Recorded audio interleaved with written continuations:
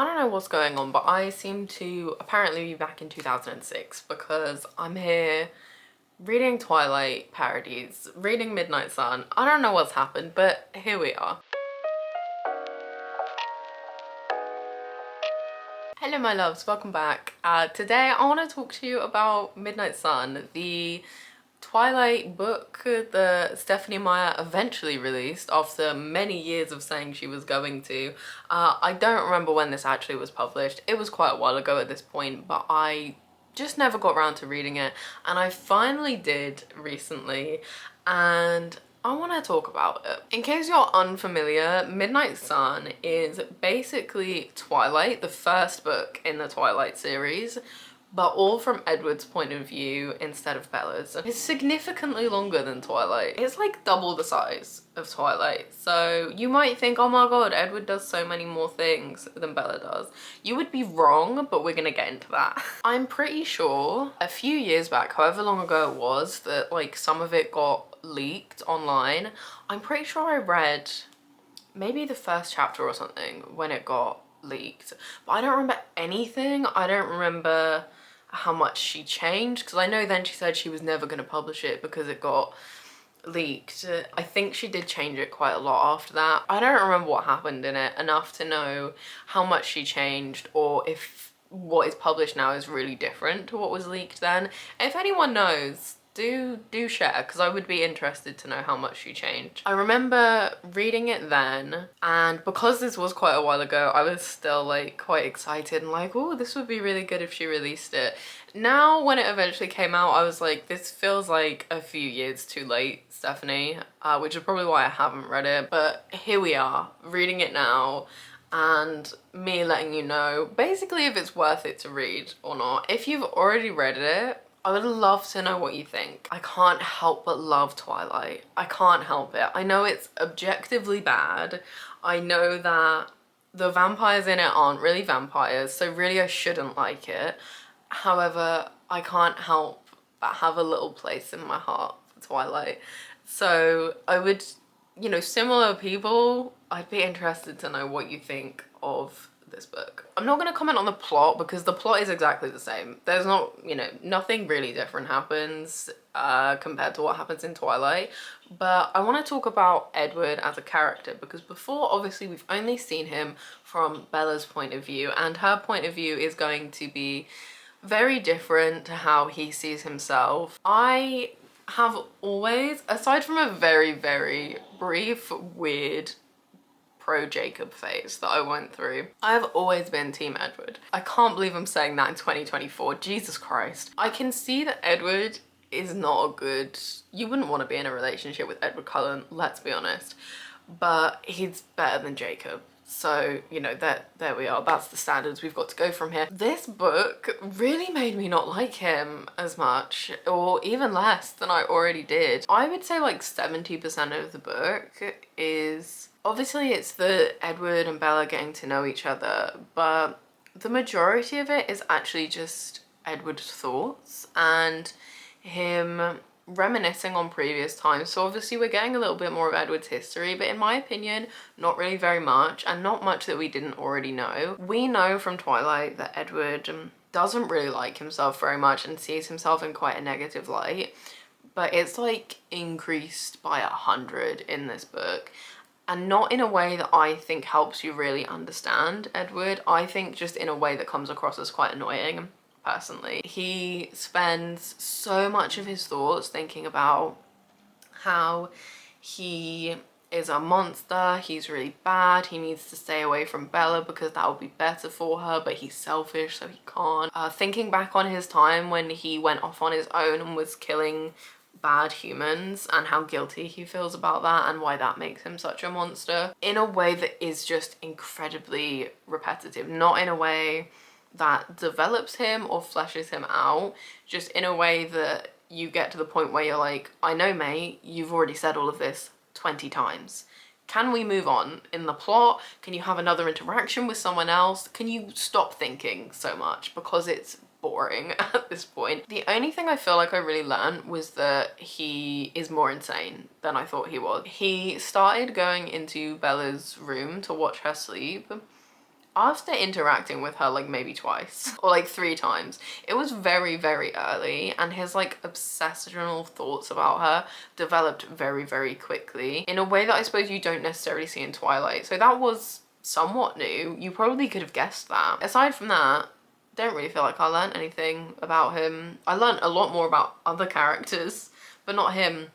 And I was just quite annoyed with him generally for most of it. So if you're reading this because you like Edward or you want to see more of his character, I don't think you really get that. I think you get what you already knew, but in a more irritating way. Very quickly into the book, I personally realized anyway that Edward's story here is probably the least interesting of every other character in the book. This became incredibly apparent where you get to the part where they're playing baseball, the other vampires, James, Victoria, and Laurent come along, and you know, the shit hits the fan, essentially. That is the like action-packed, most thrilling part of the book, and this is where I really realized that Edward his story is boring because I didn't want to stay with him for it. They were going off, him and Bella are separating so he can track down James and she can run away with Alice and Jasper. And I just found myself wishing we were following Bella instead. Obviously I already know that story and that part of it, so I know what happens, but everyone reading this book is already gonna know what happens, and you're looking for something new, you're looking for something different here, and Edward's part of it was just not engaging enough for me to really care about it. I would have rather have been still with Bella. Bella's story is far more interesting than Edward's. A lot more happens. She, I think, goes on more of a development. She's trying to work things out and realizing things, whereas none of that happens to Edward. None of it. And the things that he does, you know, you would expect, especially in that part, he's chasing down a vampire, you would expect that to be more interesting and engaging and action-packed than it is. And the whole culmination of that too, when they get to the ballet studio and, you know, they're killing James, that scene, like the culmination of all the action, just felt really rushed. Like the pacing was a bit weird. We've just spent the majority of the book with it being incredibly slow and Edward just whining for the entire time, and then suddenly this part that, you know, is supposed to be the main event, I suppose, was just rushed and overdone with way too quickly. In terms of a positive of this book and something that I did quite enjoy, I did enjoy seeing more of the Cullens. I don't think we saw as much of them as I would have liked to or I would have expected to, especially in the beginning when Edward is like pulling away from Bella and acting like he hates her and all of that. You would expect us to see more of the Cullens. They're not really as present in this book as I would have expected them to be. I stand by the fact that I said earlier, Edward is the most boring, the least interesting of all of the characters in this book, but especially of his own family. It was nice seeing more of them. You got to see more of Edward's relationships with the other members of the family, so seeing that Emmett is probably the one he's closest to. The difficulties that he's had in his relationship with Rosalie is not just because of Bella, that's more of a long-term thing. And his closeness with Alice as well. We hear a little bit more of Carlisle's backstory, I think. I'm gonna be honest, I was listening to the audiobook at that point and I was kind of walking around doing other things, so I may have missed some of that, but I think we hear more of Carlisle's backstory that we didn't know before. We get a little bit more of an insight into the different Cullens' powers as well. Especially Alice, we get to see more how her visions actually work and how she uses it to her advantage to plan things and make sure things go smoothly, and the same for like when they're trying to chase down James, the use of her visions to give them the best chance of succeeding in that. We also see more of Jasper's powers, which were never even mentioned in the Twilight books, and some like additional things he can do in terms of like manipulating emotions and how other people feel and see each other, so that was quite cool. But again, it just brings me back to the point of all of the rest of them are far more interesting. Emma is now my favourite. I will say that is one thing that this book has given me. I've realised that Emma is my favourite Cullen. He's fantastic. They were the most interesting part of the book and the thing that was most different compared to Twilight, and I don't think we got enough of them, which is a shame, but it was nice to see more of them, I guess. I suppose the main thing to consider here is What does this book add to the series of books that we already have? In my opinion, nothing. This adds nothing to the Twilight series, aside from a few interesting bits of lore that we didn't know. For example, more detail into Jasper's powers, a little bit more of Carlisle's backstory. There's also a few other interesting things like Edward also kind of struggling to read Charlie's thoughts. He can read them, he can hear them,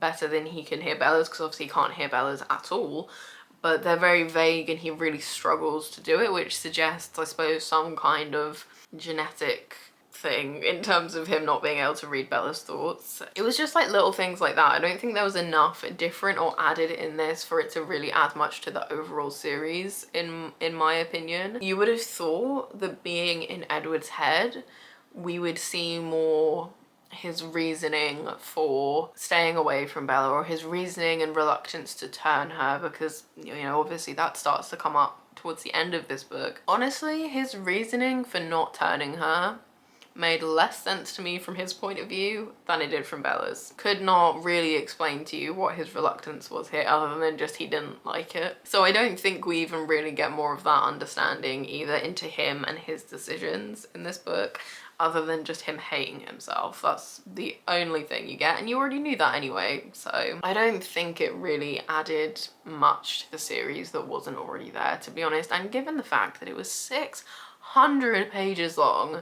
you would have expected more than like a few little fun extras that maybe you didn't know before. Maybe if you're like a die-hard fan, you might like those additional bits, but I still don't think it was enough, personally. To sum up, should you read this book? In my opinion, no, you shouldn't. If you absolutely love Twilight and you haven't read it, if you love Twilight, you probably have already read it, but if you haven't, for whatever reason, you might like this. You might enjoy it as just like, you know, some additional Twilight content for you. But the majority of people who, maybe like me, can kind of nostalgically appreciate Twilight but aren't like massive fans, no, don't read it.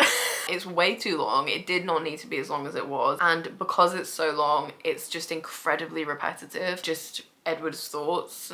It was almost just like a cycle that they would go through. You would feel like you were getting somewhere, and then he would cycle straight back to the same thoughts about how much he hated himself, just over and over again. And it was 600 pages of that, essentially. So you don't need to read it.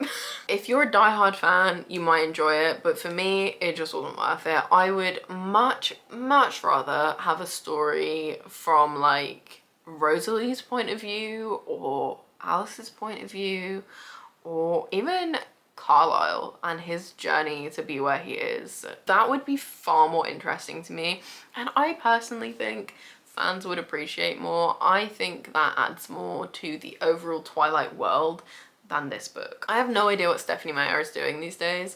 I have no idea if she is thinking about adding more to the Twilight world, but if she's taking advice, it would be to do things like that rather than this, because this was a disappointment in my opinion. That is my thoughts on Midnight Sun. I think I am taking a step back from Twilight now. There will be no more Twilight content from me. If you've read this book, I would be really keen to hear your point of view, because honestly I haven't even looked at any of the reviews of this book. I just kind of finished it and was like, thank God that's done, and moved on to the next book. That is all for me today though, so I hope wherever you are, you're having a fantastic day, and I will see you soon. Bye guys.